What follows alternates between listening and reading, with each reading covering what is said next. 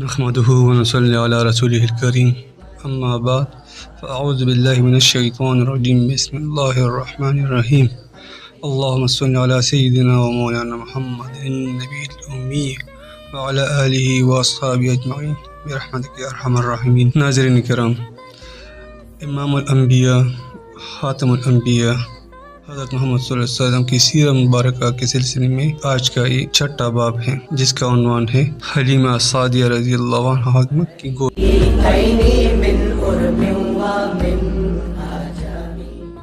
اس زمانے میں عرب کا دستور تھا کہ جب ان کے ہاں کوئی بچہ ہوتا تو وہ دیہات سے آنے والی دائیوں کی حوالے کر دیجیے تاکہ دیہات میں بچے کی نشوونما بہتر ہو اور وہ خالص عربی زبان سیکھ لیں۔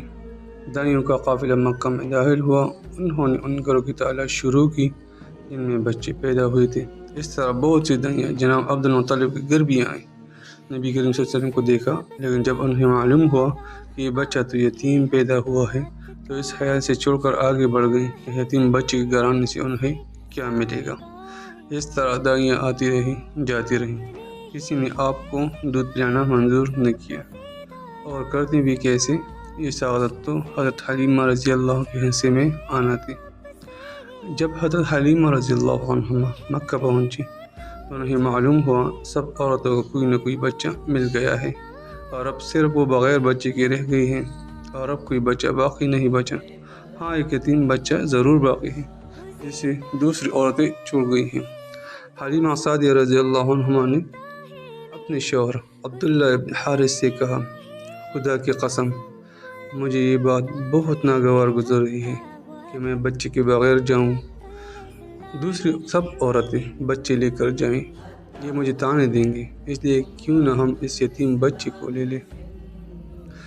عبداللہ بن حارث بولے، کوئی حرج نہیں، ہو سکتا ہے اللہ اسی بچے کے ذریعے ہمیں خیر و برکت عطا فرمائے۔ چنانچہ حضرت حلیمہ سعدیہ رضی اللہ عنہا عبد المطلب کے گھر گئی۔ جناب عبد المطلب اور حضرت آمنہ نے انہیں خوش آمدید کہا، پھر حضرت آمنہ انہیں بچے کے پاس لے آئیں۔ آپ اس وقت ایک اونی چادر میں لپٹی ہوئی تھی، وہ چادر سفید رنگ کی تھی، آپ کے نیچے ایک سبز رنگ کا ریشمی کپڑا تھا، آپ سیدھی لیٹے ہوئے تھے، آپ کے سانس کی آواز کے ساتھ مشک کی سی خوشبو نکل کر پھیل رہی تھی۔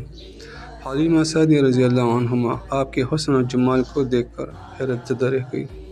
آپ اس وقت سوئی ہوئی تھی، انہوں نے جگانا مناسب نہ سمجھا، لیکن جو ہی انہوں نے پیار سے اپنا ہاتھ آپ کے سینے پر رکھا، آپ مسکرا دیے اور آنکھیں کھول کر ان کی طرف دیکھنے لگے۔ حضرت حلیمہ سعدیہ رضی اللہ عنہا فرماتی ہیں، میں نے دیکھا کہ آپ کی آنکھوں سے ایک نور نکلا جو آسمان تک پہنچ گیا۔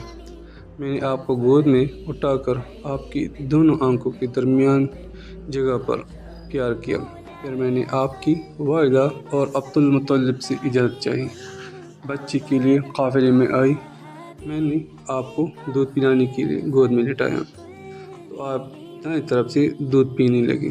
پہلے میں نے بائیں طرف سے دودھ پلانا چاہا، لیکن آپ نے اس طرف سے دودھ نہیں پیا، دائیں طرف سے آپ فوراً دودھ پینے لگے۔ بعد میں بھی آپ کی یہی عادت رہی، آپ صرف دائیں طرف سے دودھ پیتے رہے، بائیں طرف سے میرا بچہ دودھ پیتا رہا۔ پھر قافلہ روانہ ہوا۔ حضرت حلیمہ سعدیہ رضی اللہ عنہا فرماتی ہیں، میں اپنے خچر پر سوار ہوئی، آپ کو ساتھ لے لیا۔ اب جو ہمارا خچر چلا تو اس قدر تیز چلا کہ اس نے پورے قافلے کی سواریوں کو پیچھے چھوڑ دیا۔ پہلے وہ مریل ہونے کی وجہ سے سب سے پیچھے رہتا تھا۔ میری خواتین ساتھی حیرانگی سے مخاطب ہوئی، اے حلیمہ، یہ کیا ہو رہا ہے؟ تمہارا خچر اس قدر تیز کیسے چل رہا ہے؟ کیا یہ وہی خچر ہے جس پر تم آئی تھی اور جس کے لیے ایک ایک قدم اترنا مشکل تھا؟ جواب میں نے ان سے کہا، بے شک یہ وہی خچر ہے، اللہ کی قسم اس کا معاملہ عجیب ہے۔ پھر یہ لوگ بنو سعد کی بستی پہنچ گئے۔ ان دنوں یہ علاقہ خشک اور قحط زدہ تھا۔ حضرت حلیمہ سعدیہ رضی اللہ عنہا فرماتی ہیں، اس شام جب ہماری بکریاں چر کر واپس آئیں تو ان کے تن دودھ سے بھرے ہوئے تھے۔ جبکہ اس سے پہلے ایسا نہیں تھا۔ ان میں سے دودھ بہت کم اور بہت مشکل سے نکلتا تھا۔ ہم نے اس دن اپنی بکریوں کا دودھ دوہا تو ہمارے ساتھ ساری برکت بھر گئی، اور ہم نے جان لیا کہ یہ ساری برکت اس بچے کی وجہ سے ہے۔ آس پاس کی عورتوں میں بھی یہ بات پھیل گئی۔ ان کی بکریاں بدستور بہت کم دودھ دے رہی تھیں۔ عارض ہمارے گھر میں ہر طرف ہر چیز میں برکت نظر آنے لگی۔ دوسرے لوگ تعجب میں رہے۔ اس طرح 2 ماہ گزر گئے۔ 2 ماہ میں ہی آپ چلنے پھرنے لگے۔ اب 8 ماہ تک کی ہوئی تو باتیں کرنے لگے اور آپ کی باتیں سمجھ میں آتی تھیں۔ 9 ماہ کی عمر میں تو آپ بہت صاف گفتگو کرنے لگے۔ اس دوران آپ کی بہت سی حرکات دیکھنے میں آئی۔ حضرت حلیمہ سعدیہ رضی اللہ عنہا فرماتی ہیں، جب میں آپ کو اپنے گھر لے آئی تو بنو سعد کا کوئی گھرانہ ایسا نہ تھا جس سے مشک کی خوشبو نہ آتی ہو۔ اس طرح سب لوگ آپ سے محبت کرنے لگے۔ جب ہم نے آپ کا دودھ چڑھایا تو آپ کی زبان سے یہ الفاظ نکلے، اللہ اکبر کبیرہ والحمد للہ کثیرہ وسبحان اللہ بکرۃ واصیلہ، یعنی اللہ تعالیٰ بہت بڑا ہے، اللہ تعالیٰ کے لیے بے حد تعریف ہے اور اس کے لیے صبح و شام پاکی ہے۔ پھر جب آپ صلی اللہ علیہ وآلہ وسلم 2 سال کے ہو گئے تو آپ کو لے کر آپ کی والدہ کے پاس آئے۔ اس عمر کو پہنچنے کے بعد بچوں کو ماں کے باپ حوالے کر دیا جاتا تھا۔ ادھر ہم آپ کی برکات دیکھ چکے تھے اور ہماری آرزو تھی کہ بھی آپ کچھ اور مدت ہمارے پاس رہیں۔ چنانچہ ہم نے اس بارے میں آپ کی والدہ سے بات کی۔ ان سے یوں کہا، آپ ہمیں اجازت دیجیے کہ ہم بچے کو 1 سال اور اپنے پاس رکھیں۔ میں ڈرتی ہوں کہیں اس پر مکہ کی بیماری اور آب و ہوا کا اثر نہ ہو جائے۔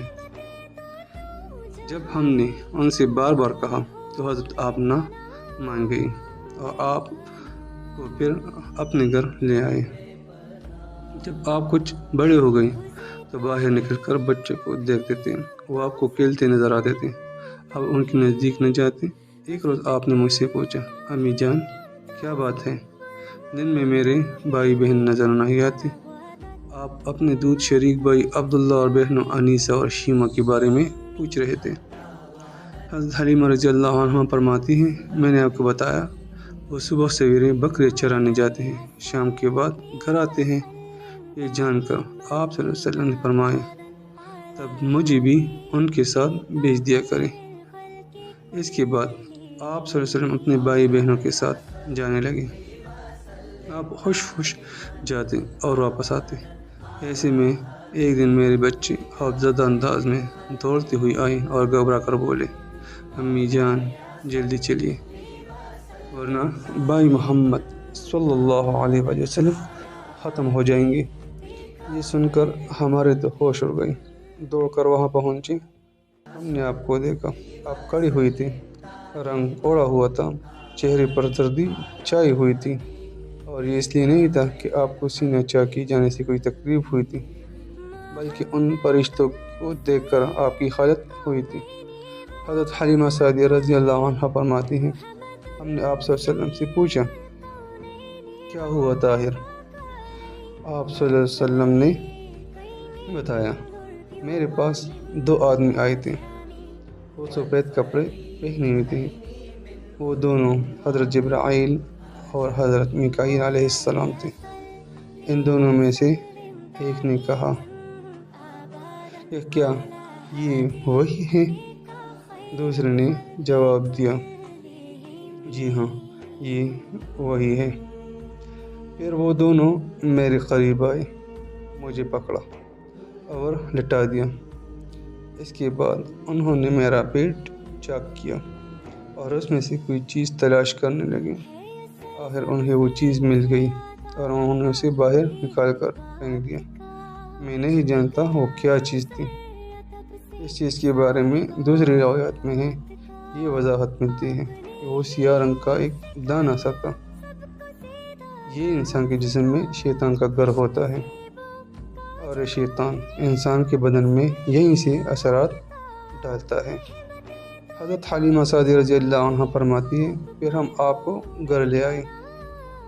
اس وقت میں وہ میرے شوہر عبداللہ بن حارث نے مجھے سے کہا، حلیمہ مجھے ڈر ہے کہیں اس بچی کو کوئی نقصان نہ پہنچ جائے، اس لیے اس کے گھر والوں کو اس کے پاس پہنچا دوں۔ میں نے کہا ٹھیک ہے۔ پھر ہم آپ کو لے کر مکہ کی طرف روانہ ہوئے۔ جب میں مکہ کے بالائی علاقے میں پہنچی تو آپ اچانک غائب ہو گئی۔ آپ کے غائب ہونے پر میں حواس باختہ ہو گئی۔